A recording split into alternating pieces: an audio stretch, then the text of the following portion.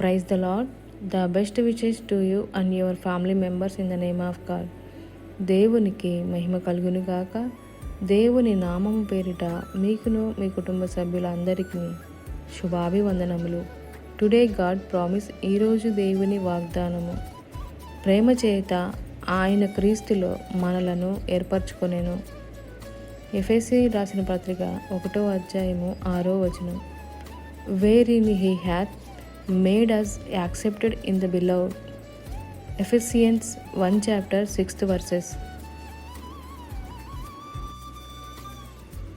ప్రియమైన సహోదరి సహోదరులారా, ఈరోజు ఈ వాగ్దానం ద్వారా దేవుడు మనందరితో చెప్తున్న మాట అదేమిటంటే, ఆయన ప్రేమ చేత క్రీస్తులో మనలను ఏర్పరచుకొనెను. ఈ భూమి మీద ప్రతి ఒక్కరము కూడా దేవుని యొక్క ప్రణాళిక చొప్పునే మనం అందరము కూడా ఉన్నాం. దేవుని యొక్క ప్రణాళిక భాగంగా మనమందరం ఈ భూమి మీద జన్మించిన దేవుని యొక్క బిడ్డలము. దేవుడు మన పట్ల ఒక ప్రణాళిక కలిగి ఉన్నాడు. ఆదాముని సృష్టించినప్పుడు మనము ఆదాము సంతానముగా ఉన్నాం. మనమందరము కూడా దేవుని యొక్క బిడ్డలమే. ఏ జాతి వారైనా, దేశంలో ఉన్నవారైనా, ఏ మతస్థులైనా కానీ దేవుని యొక్క ప్రణాళికలో భాగమే. ప్రతి ఒక్కరిని దేవుడు ప్రేమిస్తున్నాడు. ఆయన ఎవరిని తృణీకరించేవాడు కాదు. మనము ఈ లోక సంబంధంగా మనం ఏర్పరచుకున్న మార్గంలో వెళ్ళి దేవునికి దూరం అయ్యామే తప్ప దేవుడు మనల్ని ఎవరిని దూరపరచుకోలేదు. జగత్పునాది వేయబడక మునిపే ప్రేమ చేత ఆయన మనలను ఏర్పరచుకున్నాడు. మనము దేవుని కోసం జీవించాలనే తప్ప మన ఇష్ట ప్రకారము ఈ లోకానుసారంగా జీవించాలనేది మాత్రం కాదు. దేవుడు తన స్వహస్తాలతో మనల్ని సృజించాడు. అవ్వ ఆదాములు సాతాను ఏదెను తోటలో మోసగించింది, ప్రలోభాలకి గురి చేసింది. తద్వారా వారు నిత్య జీవాన్ని కోల్పోయారు. ఏదెను తోటలో నుంచి వెలివేయబడ్డారు. ఆ తరువాత వెంటనే చావుని కొని తెచ్చుకున్నారు. ఈ విధంగా మనము ఆదాము సంతానమైన మనం అందరము కూడా దేవుని యొక్క ప్రేమకు దూరం అయ్యాం.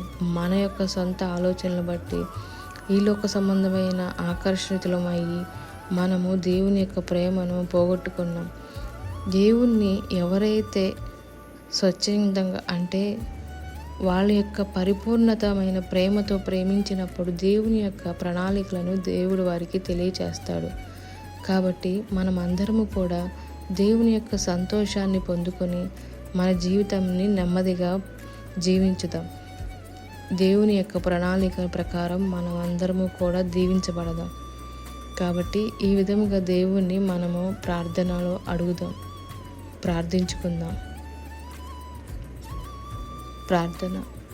పరిశుద్ధుడా, ప్రేమ కలిగిన మా తండ్రి, జగత్పునాది వేయబడక మునిపే మమ్మల్ని ఏర్పరచుకున్న దేవా, మీకు ఎన్నో వందనములు, స్తోత్రములు.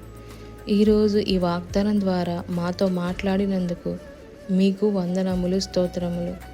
ఈ వాగ్దానం ప్రకారం ఎంతమంది అయితే వింటున్నారో, ఎవరైతే ఇంకా రక్షణ లేక వారు నిన్ను ఎరగక నీవిచ్చిన ప్రణాళికలను దూరం చేసుకుంటూ నువ్వు చూపించే ప్రేమను, అనురాగమును వారు దూరపరుచుకుంటున్నారు. వారందరికీ ఈ యొక్క వాగ్దానం ద్వారా తెలియచేయమని, నీవే నీ ప్రణాళిక చొప్పున మమ్మల్ని సృజించుకున్నావని, నీవు తప్ప వేరే ఏ దేవుడు లేడని వారు తెలుసుకునే విధముగా అట్టి యొక్క ఆత్మను, మనసును, హృదయమును దయచేయమని నజరేయుడైన యేసుక్రీస్తు అతి పరిశుద్ధ నామమున అడిగి వేడుకొనుచున్నాము తండ్రి. ఆమేన్.